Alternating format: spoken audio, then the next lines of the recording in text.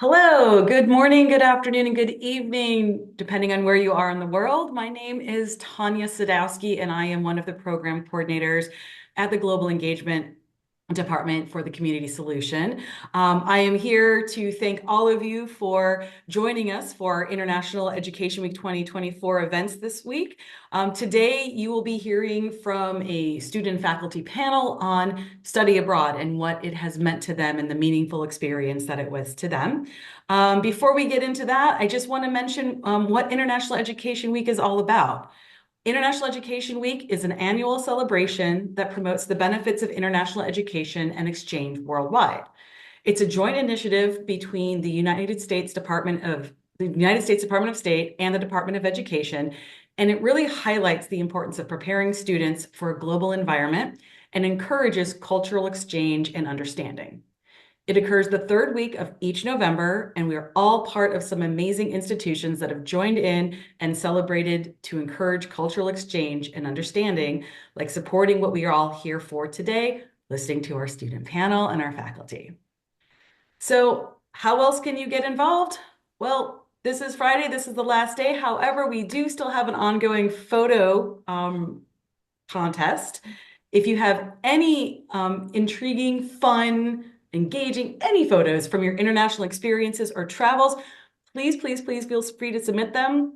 The deadline is this evening at 11:59 p.m., I believe Pacific time in the United States. So you still have a few hours to submit. Whoever submits and gets the most likes or most votes for their photo will get a prize from us. I will drop the link to that in the chat. But please feel free to submit any photos of any international experiences that you've had. And that's all I have for today. For now, I'm going to turn it back over to Kari Prince. Kari?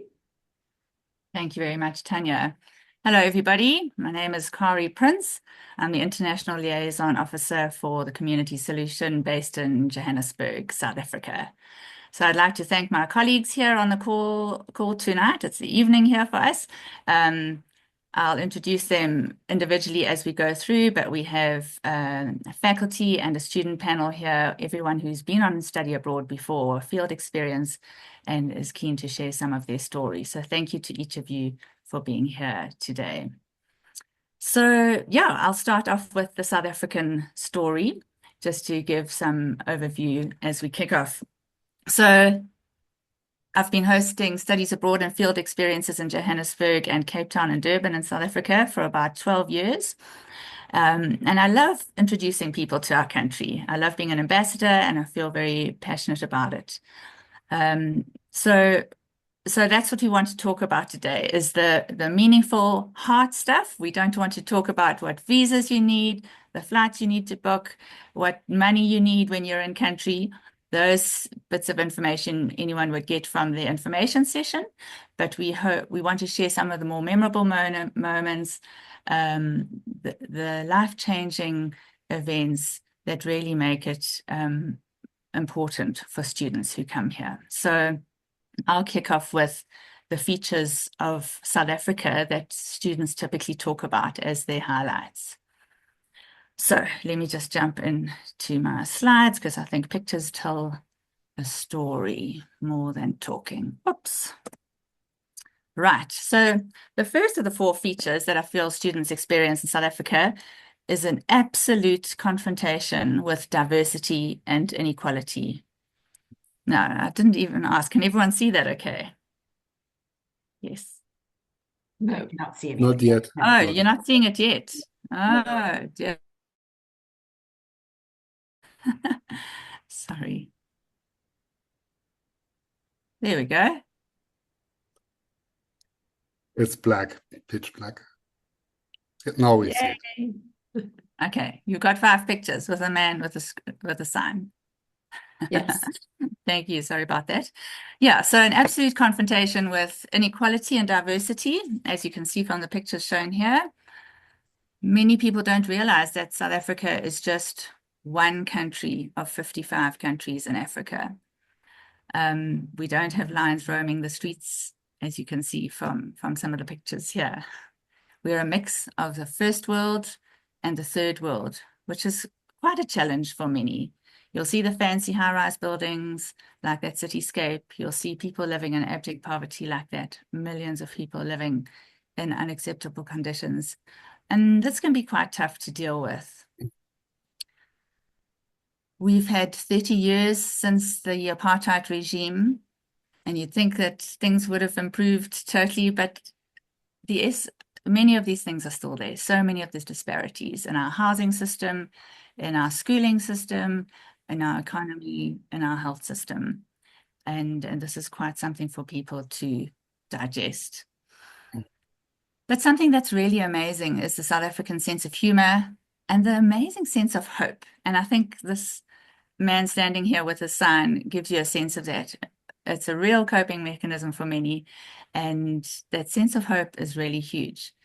I know if I don't have cash on me to pay the attendant who's been looking after my car that day, he'll say, "Don't worry, maybe next time." And it's amazing that that's the way people are. Right. The second thing is so many languages in one country.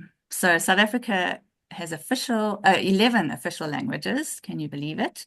Even though English is the lingua franca and used in business and majority of the universities. But having so many languages really makes for interesting communication and a sense of humility as well, trying to connect with one another. When I was trying to look for a visual of 11 languages, this picture in the bottom right-hand corner came up, which really is true of all the different South African tribes of people. But in reality, if you're coming to Johannesburg or Cape Town and a study abroad, the picture on the left really will be more about what it's like. You won't really see people in their traditional attire in the streets of Johannesburg. But some of the students often ask me, why don't we eat more traditional food?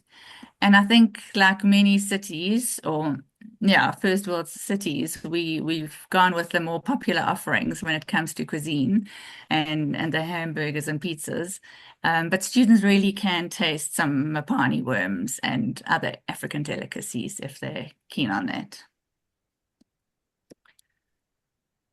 The next thing, the next feature, so to speak, is a really resilient people and special connections that are made through the service learning opportunities that students get at organizations, the meetings with different partners that we have here, and meeting with other students at South African University really makes for meaningful conversations that you wouldn't ordinarily have. And also for networking opportunities for future collaborations and research even. South Africans really are a resilient bunch, and this is always an eye-opener to our visitors from first world countries. They'll see the low level of support from our government for the trauma centers and the organizations we go to, and they can't believe how much they can actually achieve with so little. And it really is quite a lesson to others and very humbling as well. South Africa has an unemployment rate at the moment of 35%, which is quite astonishing. So there are a lot of desperate people trying to make a plan with the little support that they have. So this is always an eye-opener. But the locals would always love to share their story with you. I mean, you can get a sense of that from some of the pictures here. If you give them half a second, they will tell you their life story. And that really makes for easy psychology-focused studies that people are so open and keen to tell their story.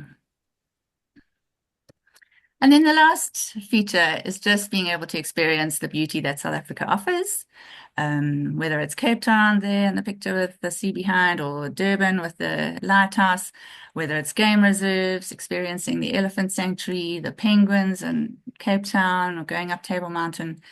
There really is so much to see and experience in this vast country. So we have a rich heritage and a beautiful place to share with other students. The other thing just to say is that traveling on the US dollar is really great for South Africa because we have such a weak currency. And so just to give you a sense of that, a really nice 3-star hotel with your breakfast and Wi-Fi included is about $85 a night. So that really helps for American students coming here. Yeah, and we know that South Africa is very different from Germany. So I'm now going to hand over to my colleague, Torsten, who's going to share his German story. Thank you very much, Torsten. Thank you, Carrie. Hi, I'm Torsten. Oh, and your sound has just gone off, Torsten. Yeah, I'm Torsten Bakschik, the liaison officer for Germany, calling from Wolfsburg, Germany, tonight. And yeah, let me share my screen if I may. But I can't. Can I? I should be able to do that.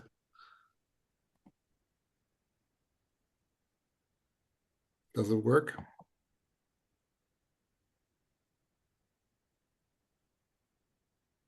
Can you see it? Yes. Okay, perfect. So yeah, similar to Kari, I've been receiving groups from the US to Germany for more than 12 years. So we have done a lot of field experiences, study abroad, and faculty-led trips to Germany, very often to Berlin, in former years to the south as well, to Heidelberg.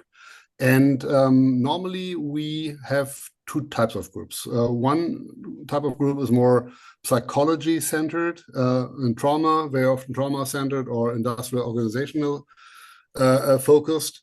The others are business focused. And so we have a mix in our trips regarding both sides, the professional side and then the cultural side. And I will start with some of the cultural pieces we'll see here on this slide.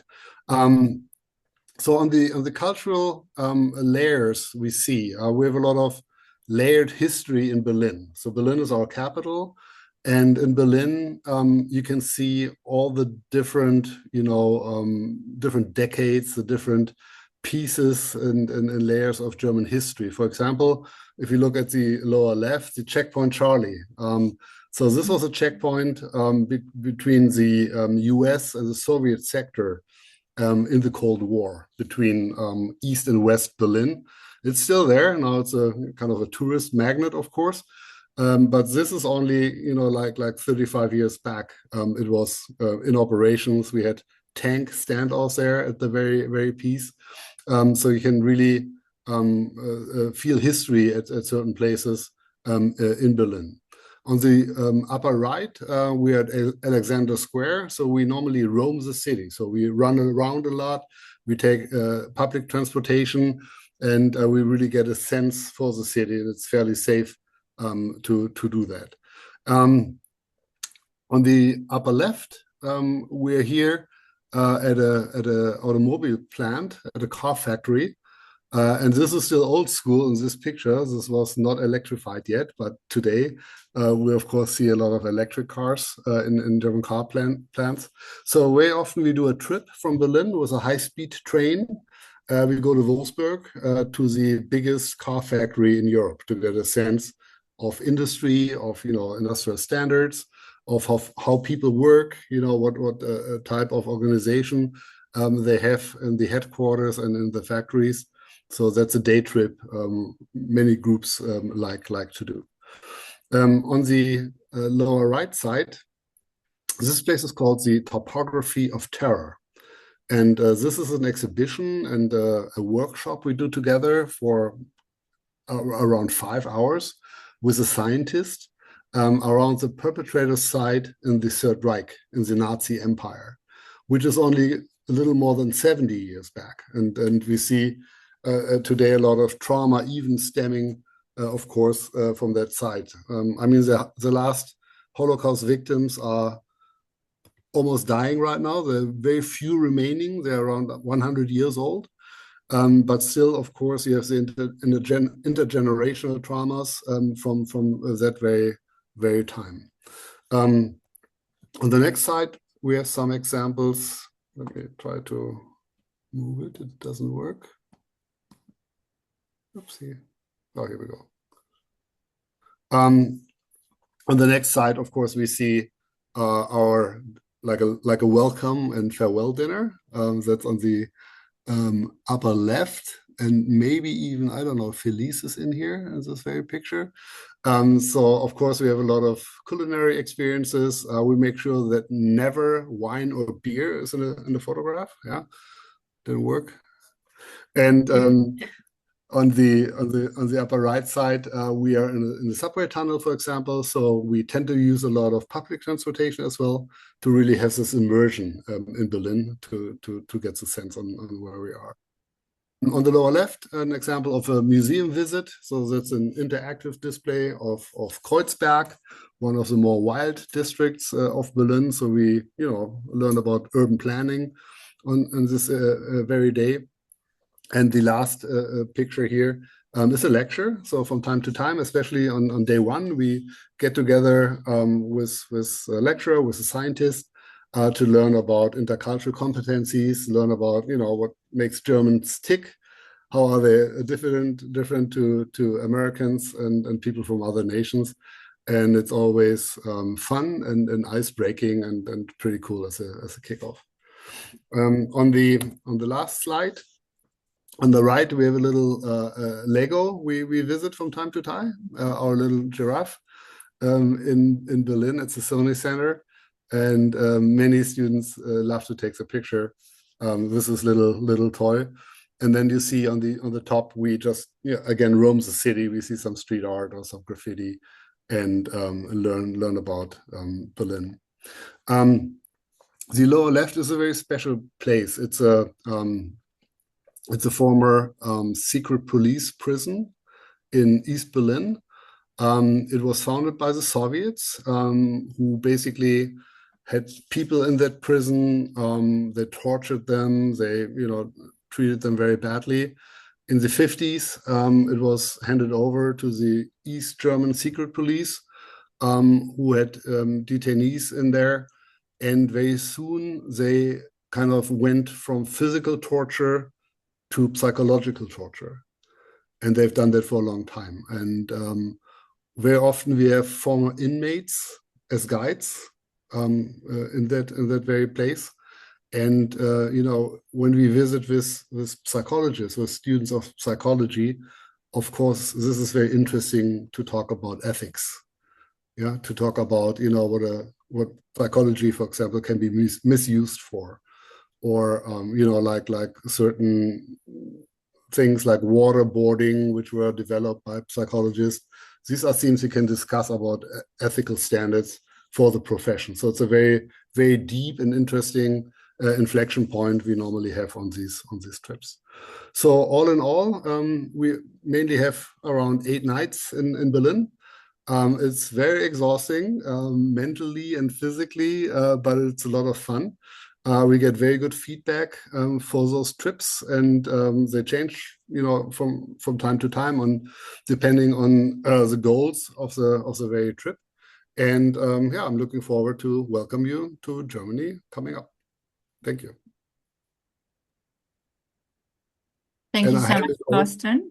Hand it back to Carrie. Yes.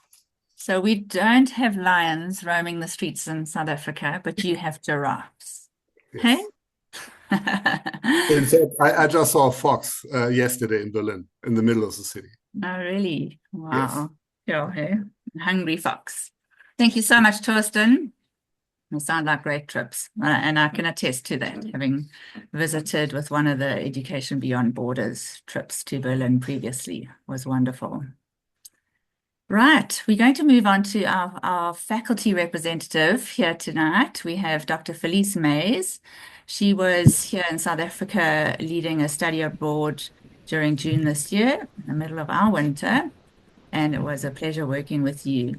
So, Dr. Mays, if I can hand over to you to hear some of your views from the faculty lead point. Thank you so much, Kari. I've actually had the pleasure of taking students to South Africa and also to Germany in 2022. So right after the pandemic was kind of winding down. So it's neat to see both perspectives and to hear from both of you. I think that, for me as a professor, one of the things that I try to integrate into the curriculum is the idea of intercultural competency. And so study abroad really brings that to life. Like that allows students to have the opportunity not only to learn about other cultures, but also to learn about themselves and how they interact with other cultures and really their level of comfortability and how that grows over time with kind of increasing their distress tolerance just for different experiences. In terms of what I see, from myself, but also from students, is that, study abroad really brings history to life. It just really makes everything that you've watched in movies or read in books. It just really brings you face to face, when you're whether you're at as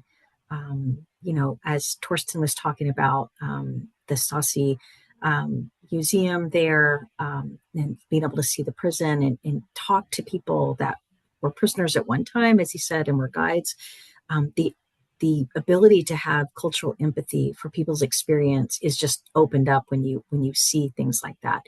And the same in South Africa, when we were able to go to some of the different NGOs, and to be able to see the resiliency of the country and what's happened kind of post apartheid and how they've moved forward in terms of equity building and being able to reach all people through services. It's pretty amazing. So I think, one thing is that for students to be able to, on a cognitive level, see the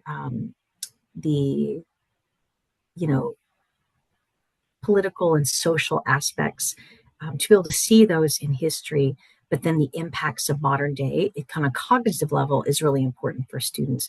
But I think, beyond that, it's the cultural empathy, the cultural humility is where their heart really comes in. That's where they really start to feel the experiences. And I think that, even though we have students that come from, all over the world, the majority of them are from the United States. And so one thing that's been really neat for me to see going to South Africa and Germany is to see how both countries have, very much a resilient spirit and also an idea of, not to be necessarily only ashamed of the past, but to move beyond that into an area of, growth and learning and lessons learned and things like that. So I mean, really, both countries are very much examples for the rest of the world of how we can, learn from history. And it's not something to kind of tuck away, but it's something to, discuss and talk about and things like that. So whether it's the Apartheid Museum or the Topography of Terror, both of these educational experiences, are just huge. I think, one for me personally, but also for the students. And so it's been every trip has just been, a beautiful experience, and I appreciate the opportunity that I've had as a faculty. But it's also been neat to be with students in this way because I typically teach online. So being able to connect with them, through culture in another culture has been a wonderful experience. And so I would say both study abroads, were emotional for students. They were also emotional for me personally, because, when I went to a concentration camp for the first time and it was cold. We went in December and it was cold, and you got to imagine what it was like to be there at that time with limited clothing. It just opened up. It really became like a visceral experience too. Like you feel all the emotions, but you also feel the physical component too.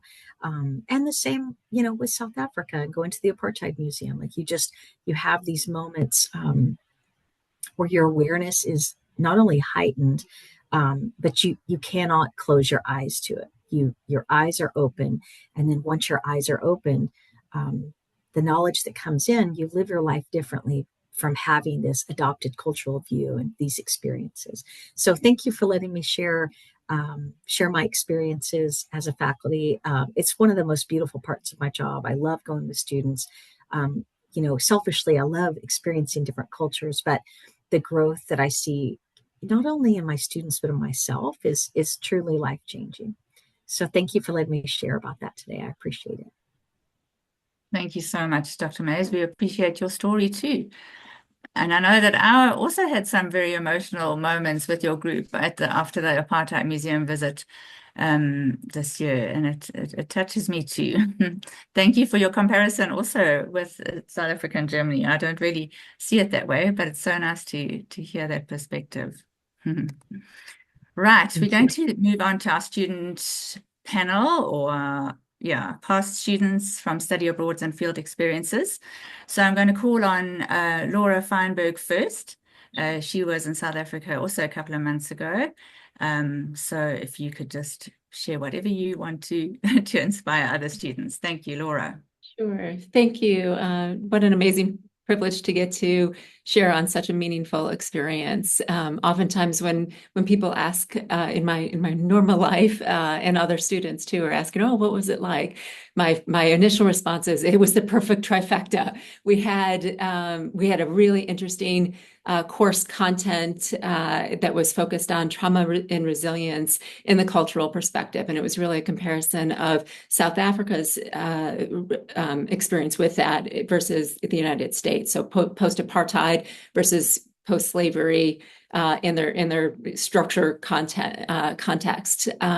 So that was the first part, was the course, how it was developed for that cognitive learning, both before we were there and while we were there, was absolutely incredible. The second piece was actually that being in country, the human to human, that what you're actually experiencing is so different than what you're reading about, even if you're able to process that on more of an affective level. And then the third piece for me was really the relationships that were developed with other students and our professors. I think when you're, in part because we just had an incredible group of people who were sharing in the experience and who were really opening themselves, we all came from very different areas. We had people from outside the United States in our group. I was going to say team because it kind of felt like we were a team when we were there. But so we had all sorts of different experiences, backgrounds, just running the whole gamut of sort of unique personalities and experiences to bring forward. So once we were actually in country, we had worked with each other for several weeks through our discussion boards, and were able to learn from each other before we got there. But then once we were in country, Kari, you spoke to kind of some of the diversity and the inequality, the inequities in not just financial inequities, but how the whole social constructs around that impact the lives of people. And it wasn't just the minority population, which is very much what I was thinking about, but it was, and it's interesting when I say minority, that's different in the United States than it is in South Africa. When we're talking about racial minority. So it was fascinating to see that in a different country context. But then it was also, when you're there, I remember, I think our first day of actual visits and interactions, we went to an old prison. And so it's so immersive, and you're surrounded by actually having that sensation of being imprisoned, but also that just the inequities and inequalities that were throughout every system, in governing individuals. It was emotionally really transformative for me. And I think in part because I was going through this with other human beings, but it was also all the different experiences, and it wasn't all negative by any means. The cultural things that we did, really learning about the lives of individuals was really incredible. And then so many of our service, like we had a service learning project. We did so many visits with NGOs, where we were coming at the information from all manner of perspectives, and really seeing that resilience. To me, resilience is generally in the individual's context, and we got to learn about it in a cultural context. And I felt like that was really transformative for my learning as well.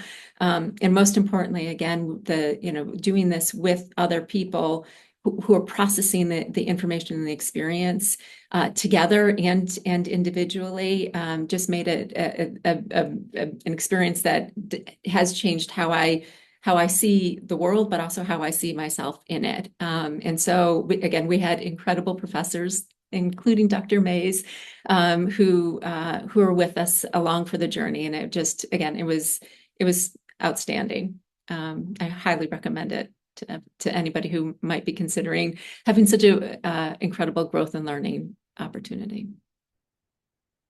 Thank you, Laura. Thank you so much. Sure. Please come back with your family and friends. We'd love to welcome We you to our absolutely will. stores. That's already it's already on the longer term agenda, but it's and amazing see to other be parts there. of the country too. Absolutely. No, but thank you, thank you. Didn't realize it made such an impression. Thank you. Yeah. Okay, and then we're going to move on to Sandra. We're just going to try and keep to our timeline. Thank you, Sandra, for jumping at the opportunity when I reached out to you. You were so enthusiastic. Thank you very much. Over to you in Atlanta. Oh, thank you. I really appreciate it as well. When I saw the letter, I was like, oh, wow, what I'm going to do and what I'm going to say. Okay, being my natural self, I'm Sandra Hodge, and I'm originally from Jamaica. And a fun fact about me, I love traveling. So I love learning about new cultures and stuff like that. So when the study abroad opportunity came up, through discussions and stuff that we have as a team, I was on board, probably the first person that was on board, I think. And I was excited because it's to learn about a different place and things that you hear about each day and see on TV, but going into the country itself with an open mind, because that's what I do. And I like to open my mind that I can see it on a different perspective. And getting there, and we have gone to like the first day when we're going in to traveling on the bus. That was an experience for me because the driver, he was telling us so much about the country, the different things that's happening, and it was in the height of election as well. So it was telling us a bit about the politics background and everything. And then we start comparing, because I told him I'm Jamaican. So he start comparing different traditions and culture, and to my knowledge, most of them clashes in the sense they might call things different names, but it mean the same thing. And certain rituals that they do, we still do it there in Jamaica, and they're doing it now there in Africa. And that was like an eye-opening for me. And then when getting into the Mandela Prison Museum, I mean, the experience there was like, real surreal and everything. But my wow moment was to know that Gandhi was there. When I saw a statue of Gandhi, I was like, wow, he was here too. And of course, as soon as I get back to the hotel, I did my research, get some more information because I'm like that. And it was a wow moment for me. I spread that, when I get back home, I was telling my family and everything about it. And the other thing again too was the apartheid museum. Everybody see it in a different light. But the first we got off the bus, and the ticket, if you can remember, Kari, the ticket, it threw us off balance in the sense, in a way that we were like resentful about it. But then going through and going into the museum itself, I understand what they were trying to tell us. And as a psychology student in the sense, and as a human being, and we see things on different perspective. So I understand what they were trying to show us. Let us experience the moment. Blacks go this way, whites go that way. And we experienced that moment firsthand to see what the apartheid movement was about back in the days when it was actually happening a few years ago. And I've never experienced racialism because, in our country, we experience classism, and it's a different level. And to really experience that, knowing that just going in your head and imagining what persons were going through at that time, it sort of gave me chills. And it was really a learning experience for me. But it wasn't all dark and gloom in South Africa, of course. We went to the park, we went to the Elephant Kingdom. It was fun going there, feeding the elephants and stuff like that. And the best part, Dr. Mays, was both of us trying to get across the swinging bridge. Ooh, you need to see them pictures. I sent some of them in. It was so fun. And of course, the main good experience that I get to meet my peers and my professors, and not just behind the screen at all times. I meet them in person. I get to talk to them, interact with them. And it was really a really, surreal moment as well. And let me know that you're not here alone. You're not doing this by yourself. And being here in the institution, with other persons and learning this together, it was really amazing. So thank you for the opportunity again for coming into South Africa, being a part of this great group as well, to share my experience. Really appreciative of it, and thank you. Thank you so much, Sandra. Have you sent those photos in for the competition? I Of did you and Dr. actually. Mays? Yeah, I did send it earlier when we just came back because they asked Oh, for it. fantastic. So I don't know if it's still there, but I did. I mean, the Um, experience was really awesome. So I shared it with everybody. No, people want to come to Africa. Awesome. Thank you. We look forward to welcome your family and friends back. Thank Thank you. you. Thank you. Okay, we're going to move on to Andrew Jones. He was here on a field experience in June this year in June, right? Johannesburg. Yeah, Yep. so over to Mhm. you, Andrew. Thank you. All right, thank you. Yeah, I first off just want to say thanks again for the opportunity to be able to talk about the experience. I think it was really a fantastic experience across the board for our cohort, and looking forward to speaking a bit more about that. But I also wanted to start off by co-signing a lot of what both Laura and Sandra said in terms of their experiences. I think it sounds like we shared a lot of experiences in terms of what we did in South Africa. And I just want to echo the sentiments that both of you provided. But I also just wanted to start off by sharing a little about for my own apprehensions about the experience as well, and sort of how, I will say for our program, I'm a third year international psychology PhD student. And so we do have two required field experiences. And, like many of you, you don't have a lot of interactions with your cohort. A lot of stuff is online. We have classes on Saturdays and Sundays, but that's just once a month. So we don't typically spend a ton of time together.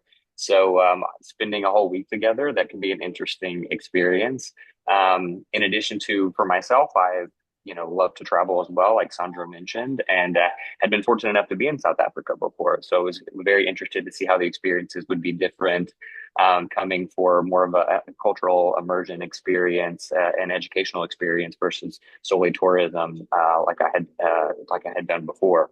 So, and also traveling in a group, right? I mean, that big difference between traveling in a group and traveling alone or with some close friends or something. So, but I have to say, even with my apprehensions, it was really a experience, and those apprehensions certainly sort of melted away throughout the process and didn't exist in the way that I maybe had imagined them to. I think first off, in terms of the experience, one thing that I would have wanted to gain is a good mix, I think, of cultural immersive experiences and cultural tourism, in addition to some academic meetings as well. And I thought that that's my experience certainly was that we had a really, I think, great mix of having these really fantastic, enriching academic conversations with professionals that, I think in some instances people were able to make close connections with and hopefully even facilitate further conversations with. It was fantastic to see how other professionals working in the field actually operate internationally. It's one thing to learn about it in class. It's one thing to actually experience what they go through on the ground in a different country, and how a lot of what we talk about, I think Dr. Mays was mentioning earlier, talking about cultural empathy and being able to, immersion obviously is a huge part of that. And I think the experience really allotted that. We had some really interesting conversations about the economic empowerment B policy in South Africa, which for me was really fascinating. I'm a part of our more business concentration part of our program, and so that was very fascinating to see how this how this policy is both a positive in terms of enhancing the inequalities that exist, but then also understanding some of the pushback and the challenges to implementing such a broad policy like the Black Economic Empowerment Policy in South Africa.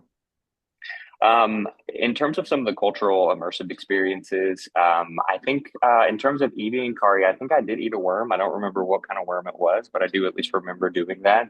I'm still here. So I would say if you get the opportunity to try some interesting food, go about doing so. But it was really, I thought the experience really was Kari, you unmuted them. You're going to clarify what the worm was? I don't remember what the worm Oh, no, was. no, don't worry. It's a Mapani worm. And also There we go. just There do we go. everything, you can do everything once, isn't it?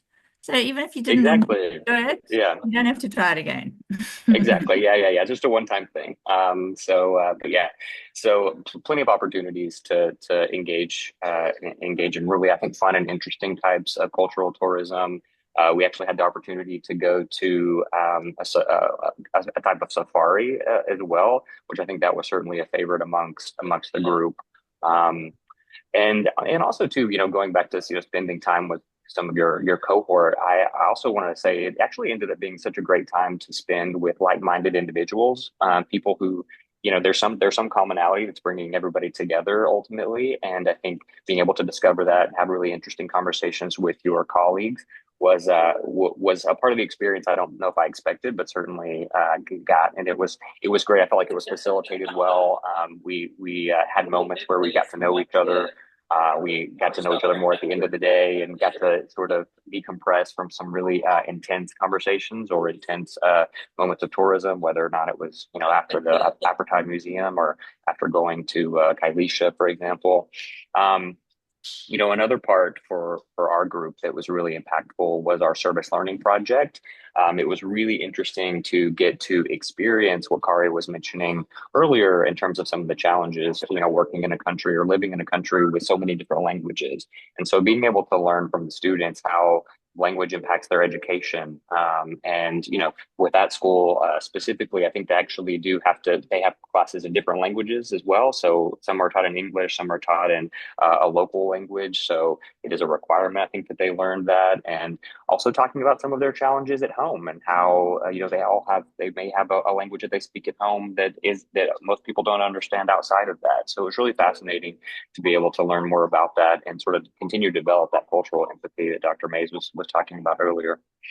Um, I think in closing, I'll say that those apprehensions that I mentioned earlier, if you have them or if you share them, I would say still I would support you in at least going and trying it out and giving it a go.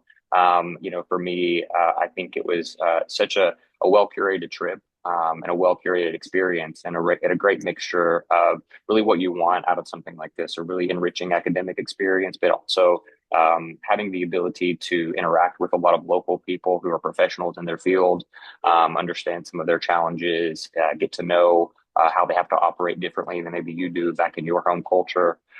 So it really was highly recommended, and I appreciate all the work that went into our experience. Carrie was a fantastic ILO, and really get to see Johannesburg and everything I think that it offers.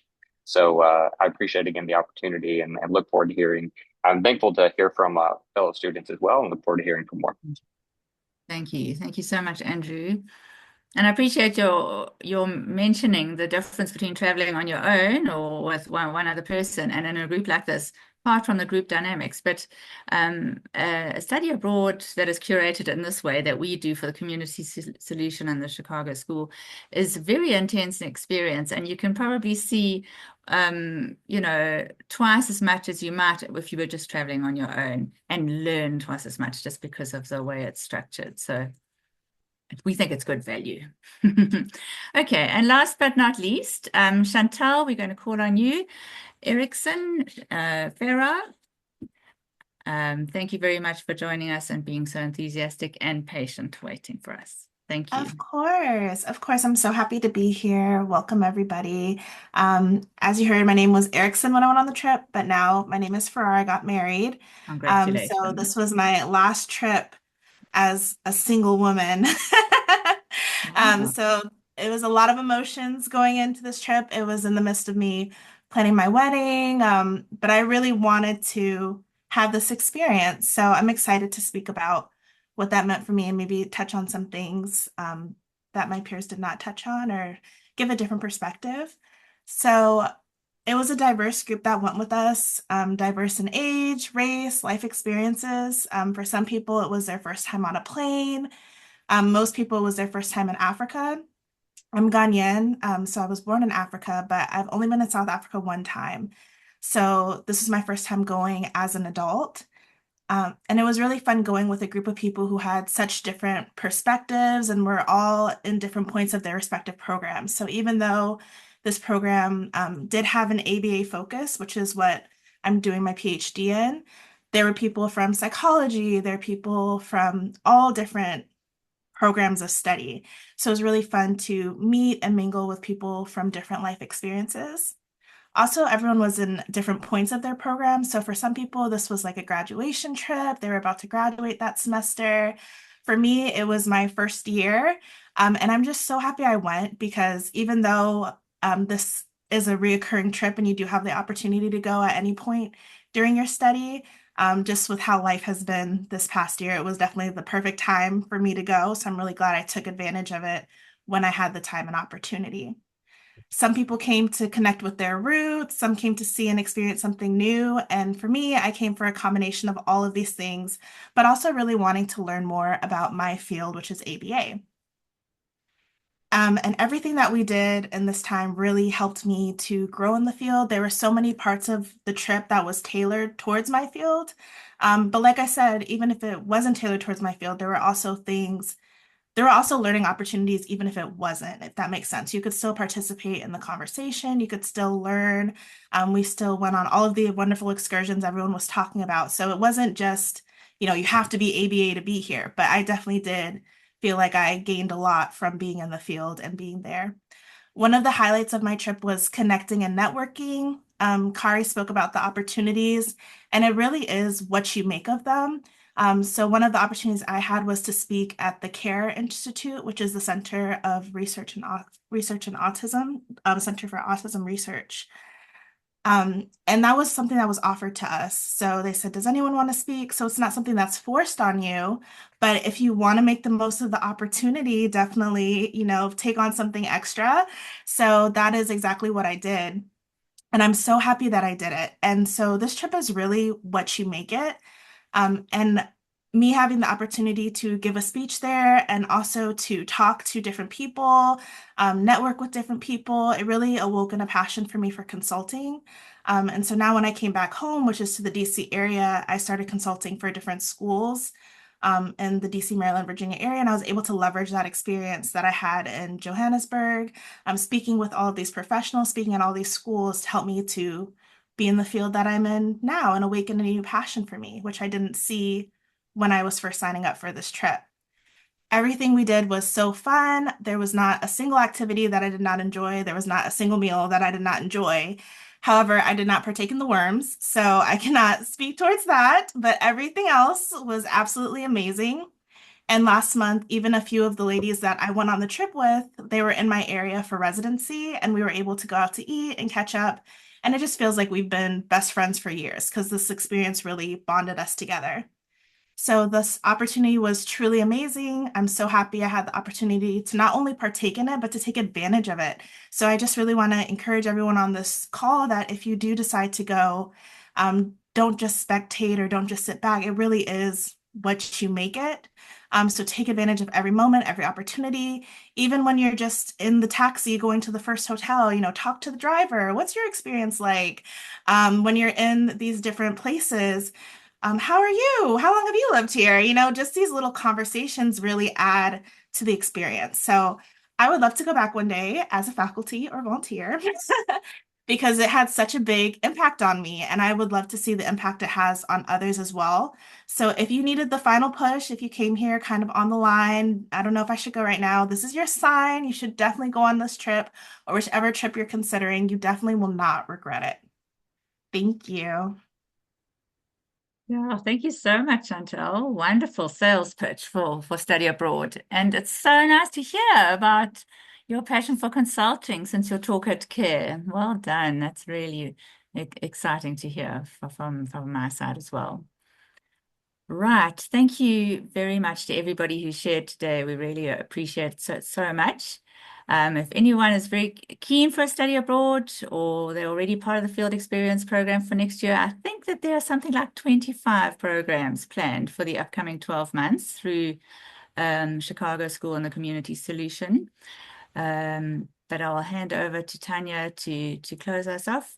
But if there are any questions about the South African or German field experiences or studies abroad, students are very welcome to reach out to us directly through the global engagement page. Thank you very much, Tanya. Thank you so much. Thank you, Kari and Torsten, for setting this up today. Really appreciate all the work that you've done. And to our amazing panelists, absolutely amazing. Great stories. I loved all of the experiences that you had and what you've gained from these travels and these courses. So with that, thank you all again for being here for International Education Week 2024. Really appreciate you. Do not forget to upload your photos to our photo contest. And we will see you next year for International Education Week 2025. All right, take care, everybody.